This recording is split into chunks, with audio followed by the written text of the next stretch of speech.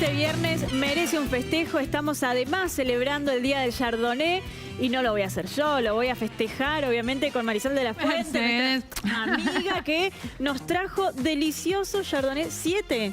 Bueno, 7 Chardonnay, no sé vamos si a probar todo. Pero hoy no manejo, así que vamos tranquilas. Sí, con tranquilidad, con cariño, sí, de manera regulada. Está bien. Y aparte me dejó la copita y aparte de pusimos el agua también.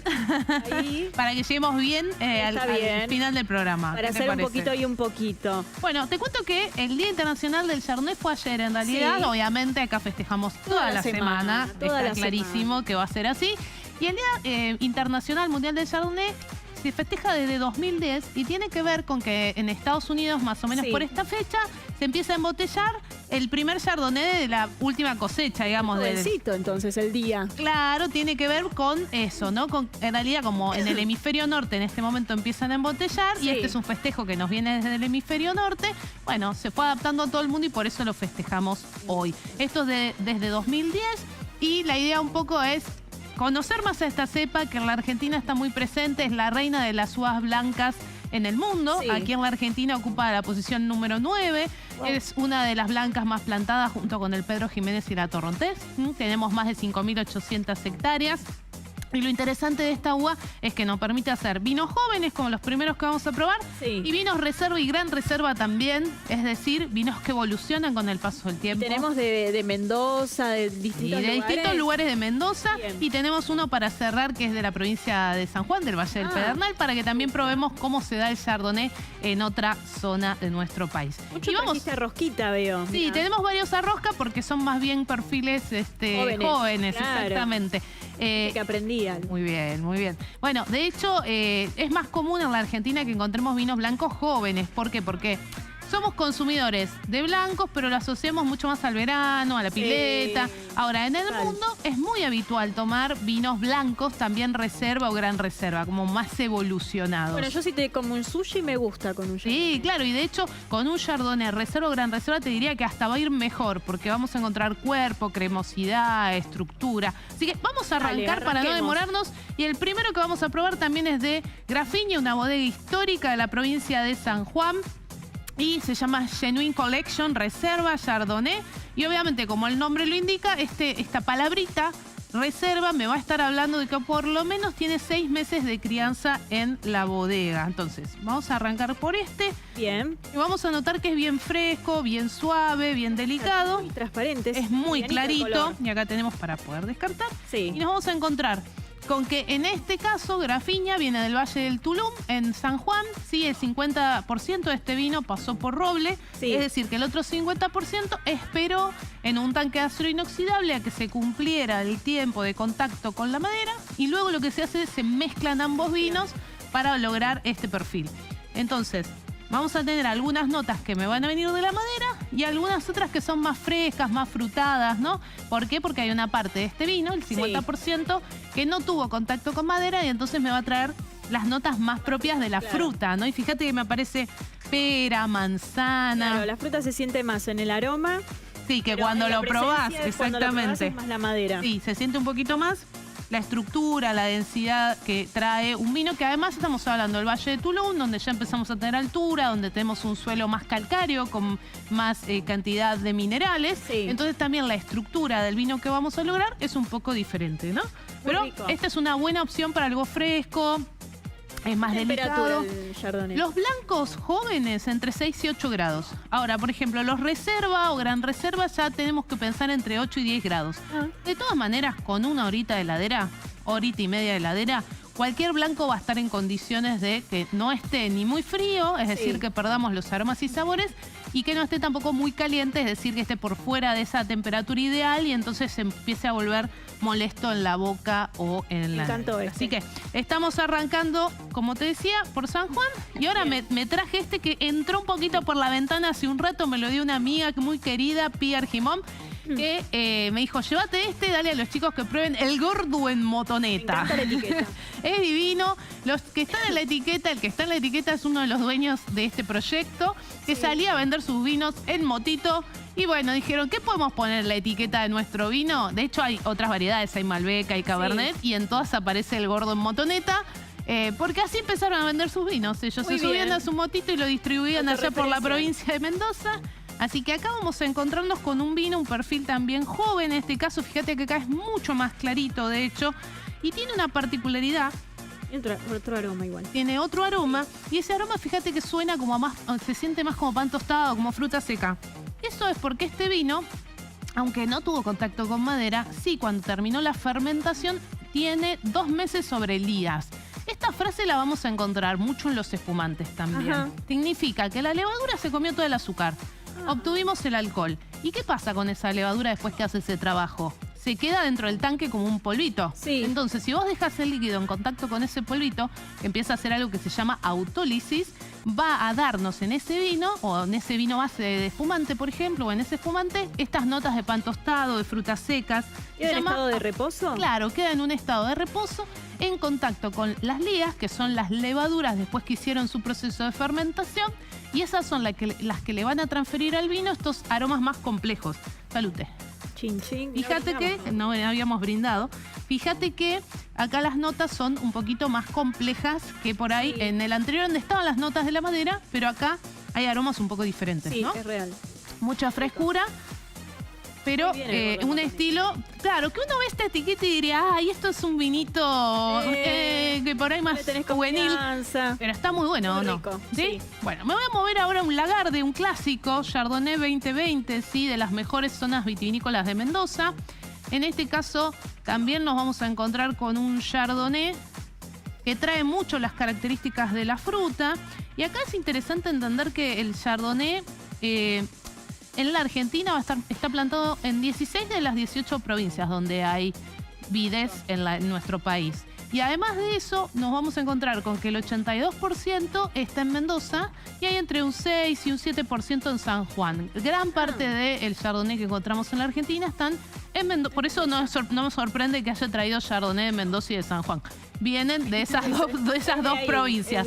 Obviamente hay en otras zonas, sí, pero... Claro, no vas a ir un Salta y te lo vas a encontrar. Exactamente. Acá estamos hablando de Pedriel, de Luján de Cuyo, y ahí estamos viendo unas imágenes de Lagarde, que es una bodega fundada en 1897 y que en 1969 pasó a ser de la familia Pescarmona, que es la responsable de esta bodega histórica. Ahí la vemos a Sofía Pescarmona, que es la CEO de la bodega actualmente. Y bueno, obviamente estamos viendo olivares y estamos viendo a otros miembros de la familia que son parte de este proyecto. Es un proyecto familiar, obviamente, de una familia que tiene la posibilidad de llevar adelante una bodega. Sí.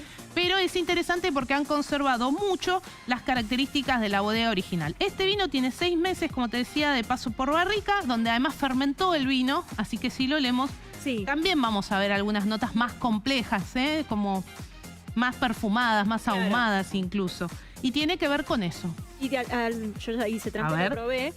Es como una burbujita en la lengua. Hay como un poquito... No es burbujita. ¿Sabés cómo se le dice a eso? Como un cosquillo en la punta de la lengua. Se le llama aguja. A veces aparece en algunos vinos. ¿Por qué? Porque en todas las fermentaciones, cuando fermentamos algo hay gas carbónico siempre. Se genera alcohol, se genera temperatura y gas carbónico. En general, en los vinos tranquilos no tenemos burbujas porque esas burbujas salen de adentro del tanque y no se embotella con burbuja, con gas carbónico. Pero a veces nos puede quedar un poquito y sentimos esa burbujita en la punta de la lengua que se llama comúnmente aguja. Aguja. ¿Sí? No sabía cómo describirlo. Ahora bien, nos vamos al siguiente. Vale. Y este es muy interesante y quería compartirlo con ustedes. Se llama Alta Yarí. Es un vino reserva, de vuelta, tiene evolución. Es de Gualtallarí en Mendoza, de algunos de los viñedos más altos que hay en la provincia de Mendoza. Entonces, cuando te cuentan sobre este vino, te dicen, esto es un vino de altura y estamos viendo el video de los viñedos. Estos son viñedos que están en Valle de Uco, desde luego, entre 1.350 y 1.600 metros sobre el nivel del mar, ¿sí? Ahí Juan Brusone y Hervé Fabré, que también es dueño de la bodega Fabré Montmayú, eligieron estos terrenos donde hay unas 250 hectáreas, es bien importante, y lo que se buscó fue que fueran en altura, es decir, tratar de lograr la mayor expresión de altura en la provincia de Mendoza. Y nos vamos a encontrar con que este Chardonnay de altura tiene menos notas frutales y tiene un poco más de notas vegetales. Y esto tiene que ver con estas condiciones que tienen que ver con el lugar, con la altura, con el trabajo en el viñedo.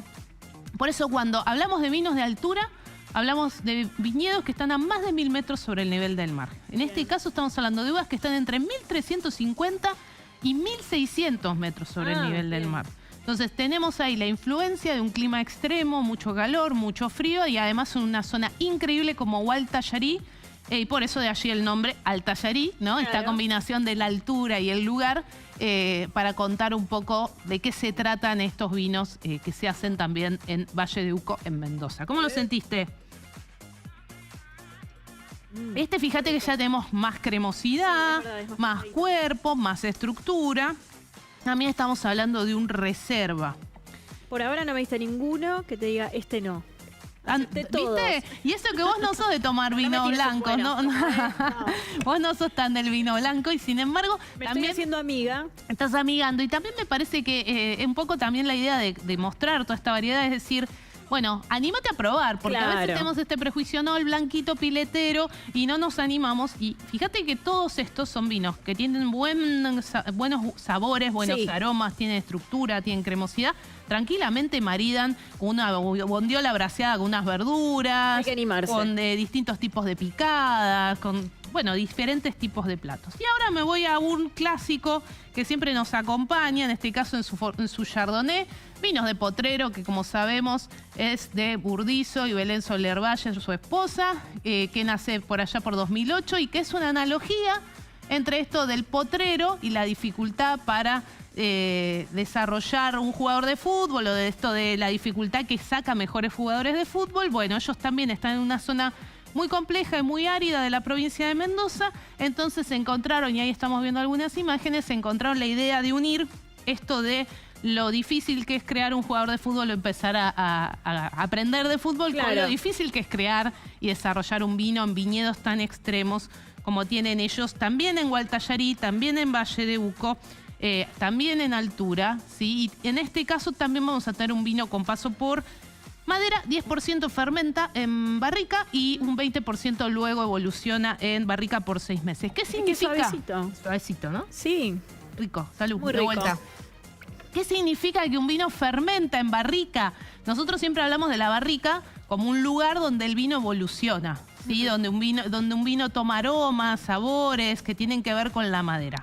Ahora, cuando la barrica ya fue usada 3 veces, vos podés utilizar ese recipiente para hacer las fermentaciones. Es decir, eso que habitualmente haces en un tanque o en una pileta, lo puedes hacer dentro de una barrica. Y eso nos va a transferir otros aromas y otros sabores. De los otros. Exactamente. Claro. Que viene de la madera, sobre todo, que en ese proceso de fermentación, donde se genera calor, donde se genera gas carbónico, hace una interacción porque además la madera, como es porosa, permite la respiración, respira, entonces permite la microoxigenación.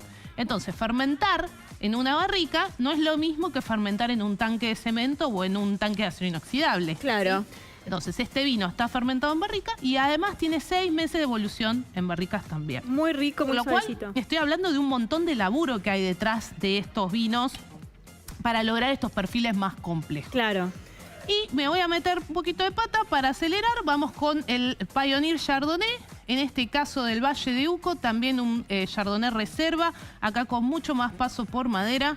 Vamos a probarlo y a contar un poquito acerca de la celia, que por ahí también tenemos algún videito para mostrar. Y en este caso, cuando hablamos de la celia, hablamos de una bodega que fue precursora en el Valle de Uco. Sí.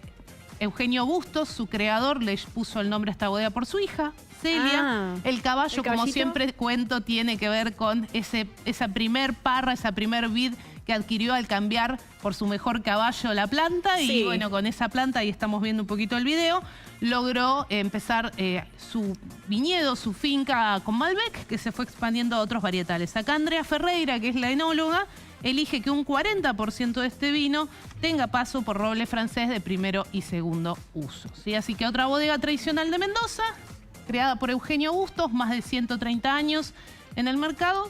Vamos a probarlo, a ver qué tal. A ver cómo lo sentís. El aroma era más suavecito que el sabor. Acá tenemos más intensidad. Fíjate que me aparecen los tostados, los ahumados. Sí. Hay cuerpo, hay volumen, hay estructura. Sí. Entonces, por ahí en nariz no hay tanta fruta, pero nos encontramos con ese aroma de complejidad que se siente en la boca. Todo. Totalmente. Y vamos con el último, para que puedan seguir allí con las noticias. Se llama Río de Agua. Lo voy a mostrar. Qué linda acá. también la etiqueta. La etiqueta es preciosa, es de familia Ascona, ¿sí? Y en este caso el nombre Río del Agua tiene que ver con el río que cruza por la zona en la cual se produce este vino en la provincia de San Juan. Así que lo vamos a servir. Muy bien. Valle del Pedernal, el río que atraviesa muy cerca, que pasa muy cerca de la finca, se llama Río del Agua. Y en este caso estamos hablando de una bodega que hace 500 botellas de esto nada más. Ah, muy poquitas. Y una está acá en Desperezate. Y una está acá en Desperezate. Gracias a Marisol. Exactamente, una bodega que se dedica a lo agroecológico. Así que con esta cerramos. ¿Qué te pareció? Divino. Este es muy impresionante y muy distinto que todos los anteriores. Mira, me Mucho quedo aroma, con este con el potrero y este. y con el Delicioso Río los del dos. Agua. Todos muy ricos, pero mis dos favoritos. Bueno, salud con el Salud. Chardonnay. ¿Se vienen cursos, algo? Sí, tenemos cursos, ¿Cómo me tenemos entero? charlas y me encuentran todo mi contenido y mis cursos y actividades en mi cuenta de Instagram Sol Sommelier y en mi sitio web www.solsommelier.com.ar. Bueno, quédate. Obviamente. Porque hace un ratito contamos una guerra.